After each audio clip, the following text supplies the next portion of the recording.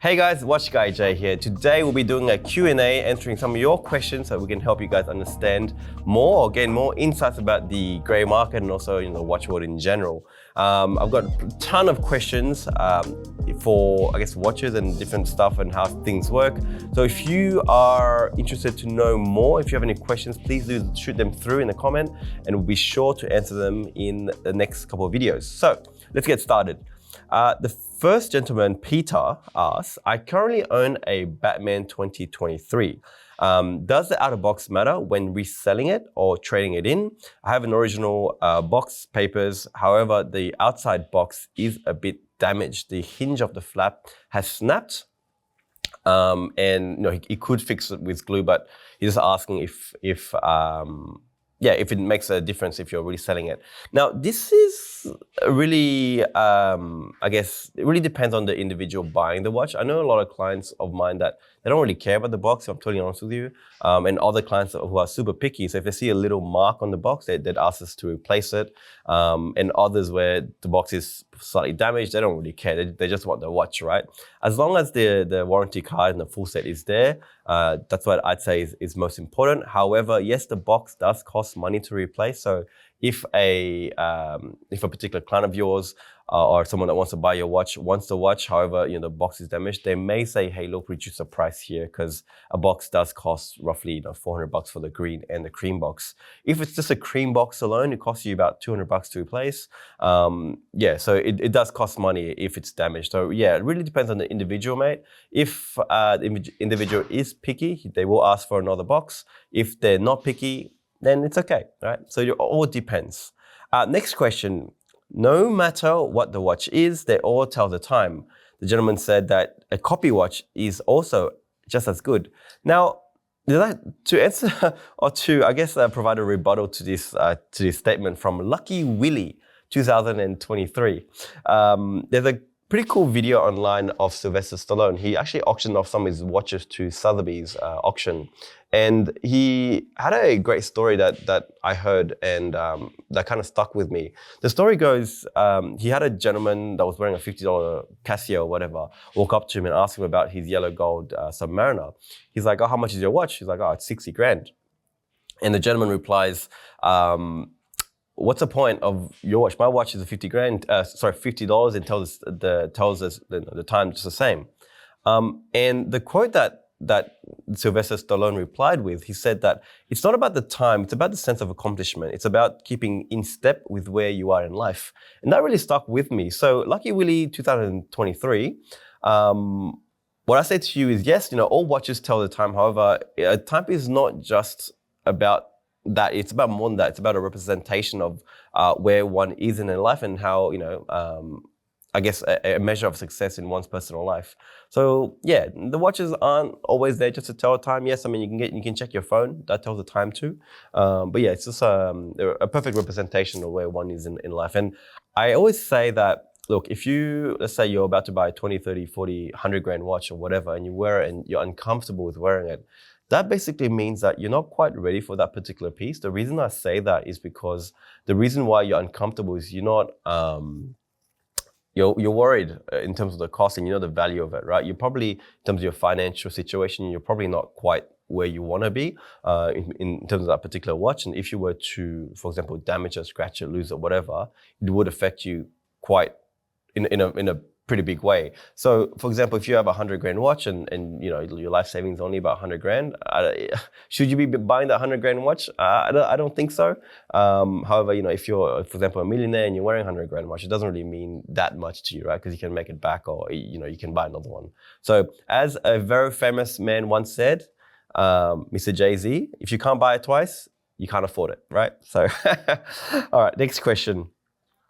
Was planning on getting myself a watch and I'm looking to spend 15 grand. One of my friends has one that's worth 30 grand already. Where can I get one from, or what can I get that will increase in value, right? Like his. So his mate basically got a watch, a Rolex from the store and he paid 15, now it's worth 30. Well, he wants to pay 15 as well and put some money aside as an investment. First of all, mate, I gotta say, watches aren't an investment. It's not COVID anymore. Prices did go crazy during COVID because everyone had that money and everyone was injecting money into watches and expensive things, which in turn drove the price up because supply and demand. However, now that COVID's kind of gone away and everything's kind of come back to normal, I always say that unless you're able to get a watch from the AD, you're not going to make money from it, right? So the way I see it, if you're going to buy a watch from the grey market, for example, a Submariner, right? For us, if we were to buy a watch from the grey market, we'd probably put a 5 to 7% margin on it. So we do need to pay 5 to 7% less than what we'd be selling it for. So if it's 20 grand, we'd pay 18, 19 and hopefully sell it for 20 to make that margin. However, for you as an end user, to be able to get those kind of prices would be a little bit harder and to be able to make money from it. For us, it is a business. So for you to put 15 grand aside and try to make 15 grand back, try to get it for 30, it'd be pretty hard if you don't get it from the AD. Don't think of watches as an investment. They are tools. Tools, jewelry pieces, fun stuff, right? Toys for you to enjoy. So try not to treat it like an investment because you'll be very disappointed if you did buy it for that purpose. They're meant to be worn, they're meant to be loved, they're meant to be enjoyed and passed on, traded in or whatever. But don't buy it as an investment because again, you'll be very disappointed. Next question, why is a white swing tag so important? Now, what a white swing tag is, if you guys don't already know, Rolexes, they come with a green swing tag as well as a white swing tag, right? The green swing tag doesn't really have any information of the watch on it. However, the white swing tag does. So, yes, the white swing tag used to come with, I guess, the watch, the box and everything. However, in 2023, Rolex has actually stopped giving out these white swing tags. So on a less, I guess, common occurrence that you will receive a white swing tag with your 2024 brand new watch. Now, the reason why it's so important is because, for example, special dials like Tiffany dials and Mother of Pearl dials and meteorite dials, they're pretty important because it actually has the reference number and the serial number of that particular watch on the white swing tag, and that swing tag matches with the card and also the watch, obviously. But what's, I guess, the most important part about the white swing tag, it tells us what configuration a watch came from originally from the authorized dealers, right? So, for example, this is a Tiffany dial on the grey market. You'll probably be looking to buy it around that 24, 25 mark. Whereas in the stores, any similar OP36s or Oyster Perpetual 36s will probably be trading around that 8 to 9 grand retail, right? So yes, it does trade about 3 times retail. And in saying that, the reason why a white swing tag is so important, like I said, it tells us if a particular dial or component of the watch was switched out for an aftermarket one, right?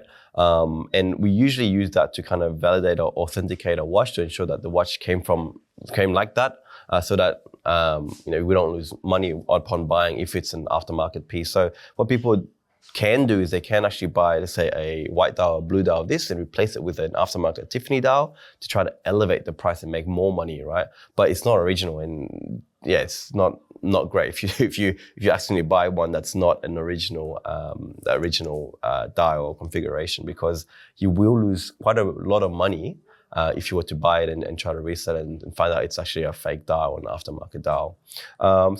White swing tags are pretty important in my personal opinion, if you were to buy one of these unique and rare dials. But if it's another generic one, then I guess not so important, because you can also get it authenticated as per usual. But yes, you can actually take something like this and take it to a watchmaker and they will authenticate the dial for you to ensure that it's not an aftermarket one. Next question. Why does the color green fetch a premium on the gray market? Now, funny question, because it's true. I don't know why green actually fetches a premium. For example, a Hulk and a Submariner Hulk, which is a green bezel, green dial, and also a Submariner, which is a black dial, black bezel, would trade. I mean, the difference in terms of pricing, you're probably looking at 8 to 10 grand. And just because it's green, right? People generally like green on the watch market or watch community. So anything that has green on it, for example, Pateks 5711s or Audemars Piguets, APs or Rolex, Datejust, Hulks, bloody Submariners, they always trade more if they have green on it. So for example, a Datejust 41 with a green bezel will trade for about that 24.5, 24 mark, whereas a Wimbledon or blue would trade for less, 23, 22. And yeah, the green, in terms of tiers in terms of dials and other things. They always trade for a lot more than their counterpart, blues, blacks, rhodiums, and all that. So it's funny, yes. This question is right in terms of, yes, green does fetch for a premium. I don't know, maybe it's color of money, maybe it's color of Rolex, but yeah, green always fetches for a premium. Next question comes from Senad, SENAD _D _.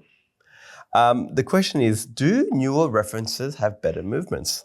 So if you guys didn't know, in 2020, Rolex has upgraded a lot of their watch movements. So for example, the Submariners went from a 11610 LN reference to a 12610 LN. Same thing with Daytonas. They went from a Daytonas actually got upgraded much later. They got upgraded just last year or this year, I can't remember, one or two.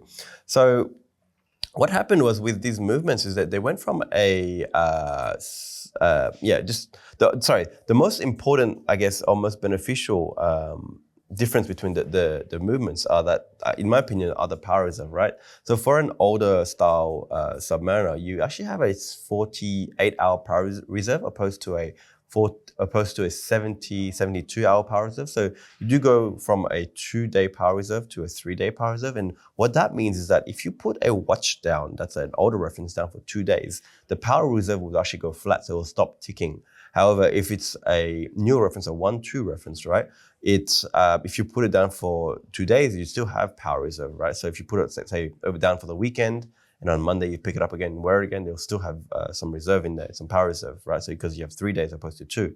And I guess this point wouldn't be as important if you actually wear a watch as a daily, because you'll keep the rotor spinning constantly, so it'll never really go flat. I have had comments from clients say that, oh man, I really wish I got the newer reference, because yeah, it's annoying that I have to keep resetting it. Look, it doesn't take that long to reset a watch in terms of winding it up and resetting the time and date. It is inconvenient, but yeah, it doesn't take that long. However, yeah, I do. I have heard that that comment before.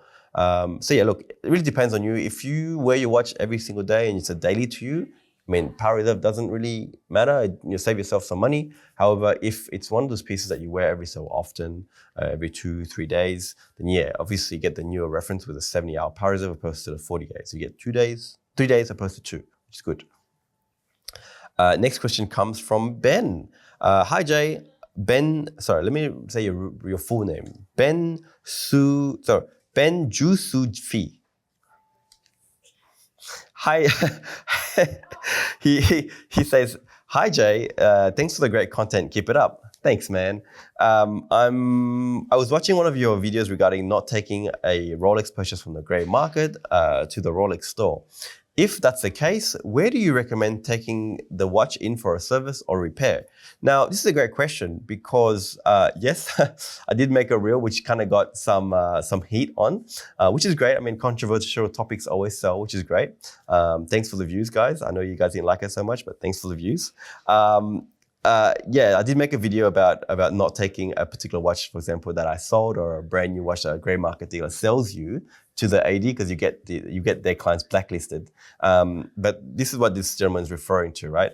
Now, if you want to get your watch service and you do want to protect the account of the original owner, what you can do is actually you can send the watch directly to Melbourne, because Melbourne has a Rolex service center there, right? Sydney used to have one, but unfortunately it closed down and everything got moved down to Melbourne. So all you have to do is just, if you Google Rolex Service Center Melbourne, give them a call, tell them they're going to be sending this watch in. They'll give you an address, an email and all that, and they'll tell you to just write a short letter saying that, you know, what the job needs to be done, crystal replacement, bezel replacement, servicing, whatever. And also obviously put in your contact details and then basically send it down to them, and they will basically email you with a quote on the job, right? Now, historically, during COVID, they were pretty slow in if I'm totally honest with you. However, now that they've pretty much caught up and improved their service center or their lead time, generally, if they say 6 weeks, it takes 3. If they say 4 weeks, it takes 2. So they're pretty good now, in my opinion. Yeah, the cost is not that bad. I mean, I just sent off a watch yesterday, and they just quoted me today. It's going to cost me about $180 to get a crystal replaced, which isn't that bad, because I thought it was going to be like $900. But that's that. Yeah, so it's pretty safe. I mean, they're pretty good to deal with now. And if you guys are worried about shipping and stuff, give us a call, message me, call me, and maybe I can help you out with freight, because we do have fully insured shipping, okay? So yeah, don't go to the ADs, take it straight down to the Rolex service center. I mean, what the ADs do anyways, they actually take your watch and send it to the Rolex service center anyway, so it's about the same thing. So why not just go directly to the source and cut down that lead time, right? Or maybe even that cost. Next question, how do I sell my watch online? Couple of ways actually you can sell a watch online. You can use Chrono24. Now keep in mind, Chrono24, they do have a 6 to 7% buys premium. So once you sell your watch, they do collect about 7% or 6%, whatever it is. The good thing about them is obviously it's a secured platform. There's escrow. There's they allow you to check your watches before you finalize the payment. Also, it has obviously a big reach, right? So people do generally check Chrono for pricing and all that. Even though the prices may be slightly inflated, Chrono is still a pretty good platform to use to sell or buy your watch. Another method is obviously using grey market dealers like myself or any other grey market dealers in your state that you know. You can use them and they will gladly help you out. But just make sure that they're credible dealers, okay? Also licensed dealers, make sure that you have a website, social presence, they've got reviews, everything like that. Make sure you do your due diligence before sending your watch to anyone on consignment, or if you're looking to sell to them. I know I've had clients in the past that are happily send me $50,000 worth of watches in the mail because they've seen our credibility, our online presence, and all the work that we've done, okay? So just make sure you do your due diligence before you send a watch to anyone, okay? And lastly is obviously, Instagram, Facebook, potentially even eBay. Now with Facebook, it is known to be, I guess, a low balling platform. So a lot of people go on there and try to get the best deals or best bargains possible. In my opinion, not the best if you're looking to sell. There's still a lot of business to be done on there. I know I started on Facebook myself, but just keep in mind that you're not going to get the highest price, but you do get reach. Don't get me wrong, Facebook Marketplace, you do get reach, which is good. Through the groups, through Marketplace, whatever. But yeah, not the best platform to sell on if you want to get top dollar. Yeah, keep that in mind.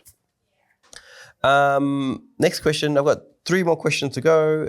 Don't buy watches. Oh, sorry. Should I buy a watch for investment? Again, I've already answered this in a couple of questions prior to this. No, don't buy watches for investment. They're not meant to be for investment. They're meant to be enjoyed. They're meant to be loved. Yes, some pieces you may get goes up, or you may be able to get from the AD and sell it for a profit, but it's not an investment. It's not going to go up in time, right? If anything, it will go down because it's no longer, especially if you're buying brand new, it's no longer brand new, so you'll get less money for it. And also, if you sell it back to a great market dealer, they're going to have to make their margins, right? They're going to have to put their 5 to 7% margins less for your particular watch. So keep that in mind. If you're looking to park money somewhere, don't park it in watches, park in gold, park in stocks, park in real estate. Would probably be better for your money in obviously over time. Why do they use the term papers when it's a card? So this gentleman's question basically refers to, for example, Rolex used to actually provide a card instead of a paper instead of a plastic card for their warranty. They used to write on it or stamp it or whatever. So obviously we still use the term papers, but the term papers refers to basically the warranty information or the card that comes on, right? Historically, they used to provide a piece of paper. Now they've upgraded to a card that has a printed, serial number, reference number, date, and all that on the particular card. And some other companies, they actually use digital cards, so you can actually tap in and kind of bring up the information, right? QR code or whatever. So I know AP does that, and Hublot does that. Rolex don't do that quite yet. However, Rolex are starting to implement RSC cards that are actually digitized, right? So they give you a white card after it's been serviced. You tap it on your phone and it actually tells you what's been done to a complete overhaul, service, or whatever it was. And they tell you the warranty, the extended warranty that's on the card. So if you didn't already know, once you take your watch back to a Rolex service center to service, they actually add an extra 2 years back onto the warranty of that particular watch. So if anything happens within that 2 years, you are covered under warranty, right? In terms of the movement. Not any damages. If you smash the crystal, if you smash the bracelet or whatever, that's not covered because that's damages. But if the movement is not, for example, not tracking time correctly, you can send it back for a free service, right? And last question I have here, which is a pretty cool question, is what the hell is a tourbillon. Now, you probably heard this term tourbillon, when you're doing your research about watches or watching different videos, and you've always wondered what the hell a tourbillon is. I'm here to answer that question for you, right? What a tourbillon is basically a mechanism that was created by Breguet in 1795 to counteract the forces of gravity. So watches used to never not be on your wrist. They used to be pocket watches, in your pocket, and they will always sit in one axis, which is down, right? And what would happen is because the watches would be sitting on one axis, gravity, the force of gravity would be constantly tugging onto, say, certain parts of the watch, balance spring, balance wheel. And what that does is it would make a watch inaccurate because the forces are only tugging in one direction. What a tourbillon is again a mechanism that Breguet invented, and what that does is it ensures that the balance wheel or balance spring and balance wheel are constantly rotating, right? So they're not staying in one direction; they're constantly rotating. And what that does is it distributes the forces of gravity across the whole circular, movement, right? To make it more accurate, they created that tourbillon movement, which I have here. I've got an AP 26510, I think it is, OR, and that has a tourbillon on it. Now, for modern day watches, considering it's now on your wrist, so it's no longer in your pocket, the tourbillon is not as useful in my personal opinion. No, actually not in my professional opinion. They're not as useful as what they once were because they're not sitting in one direction anymore. They're actually on your wrist and they're moving constantly, so the forces of gravity are distributed regardless, right? So look, in terms of modern day watches, wrist watches, tourbillons are I'd say more so a bragging right or a display of craftsmanship or workmanship from watchmakers. They put it in there to kind of show that, hey, look, they can do it. Because tourbillons aren't an easy movement to put together, right? And to have on there is not only is it a cool piece for the person wearing it and kind of a conversation piece, but also a display of craftsmanship and to show show their muscles. Watchmakers, but that's basically what a tourbillon is for. Look, that basically brings us to the end of this video. That's all the questions I have to answer today. If you have any more questions that you'd love answered, please do put in the comment section below or reach out to us on Instagram, The Watch Guy J, and I'll be happy to put them in the next video to answer them for you. But guys, I appreciate you for spending the time with me. If you enjoyed this, please let me know in the like section. I'll press the like button and also let us know on the comment section if you enjoyed it. And if you have any other questions, like I said, leave it in the section below. But we really appreciate you, and I appreciate you for joining me. And if you haven't, so we'll catch you in the next one.